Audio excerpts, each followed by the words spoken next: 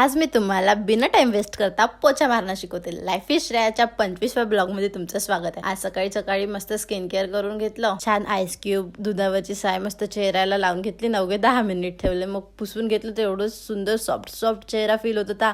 आणि मग नंतर एलोवेरा लावलं, छान असं एलोवेराने चेहऱ्याला मस्त मसाज करून घेतली आणि बघू शकता तुम्ही किती ग्लोईंग फेस दिसत आहे माझा। तर मग चला पोचा मारणं स्टार्ट करूया। असं दोन्ही पायाला टी शर्ट गुंडाळून घ्यायची आणि ते बकेट मध्ये दोन्ही आपले पाय डुबवून घ्यायचे आणि मग नंतर असा पोचा मारून घ्यायचा। एवढ्या सोप्या पद्धतीने पोचा मारून होतो, हाताने ते घासण्यापेक्षा आणि अजून काही ते खाली बसून मारण्यापेक्षा हे छान। थोडीशी भूक लागली होती तर मस्त सँडविच खाऊन घेतले। मग नंतर हे काकाजी आले होते मुरमुरेवाले, त्यांच्याकडून हप्त्याभराचा मस्त चटोरा घेऊन घेतला आणि मग काय मी पावसात ओली झाली होती, पाऊसच होता तर मग मस्त छान गरमागरम मॅगी बनवली। हे मोहरमच्या टाइमला गिरडला गेले होते तर यांनी माझ्यासाठी धागा आणला होता, तर मग यांनी मला धागा बांधून दिला। आणि आज फ्रीज एवढी खराब झाली होती की काय सांगू, माझा 2-3 दिवसापासून प्लॅन होता की फ्रीज साफ करा, पण मला टाइमच भेटत नव्हता। मग सगळं आवरून घेतलं आणि फ्रीज साफ करायला घेतली। त्याचे पिंसू बाबू पहा कशी मदत करत आहे। छान मस्त फ्रीज पूर्ण पुसून घेतली आणि सगळं व्यवस्थित सामान लावून ठेवलं। बघा आता माझी फ्रीज किती ऑर्गनाइज दिसत आहे। तो असा होता माझा आजचा दिवस। Bye bye.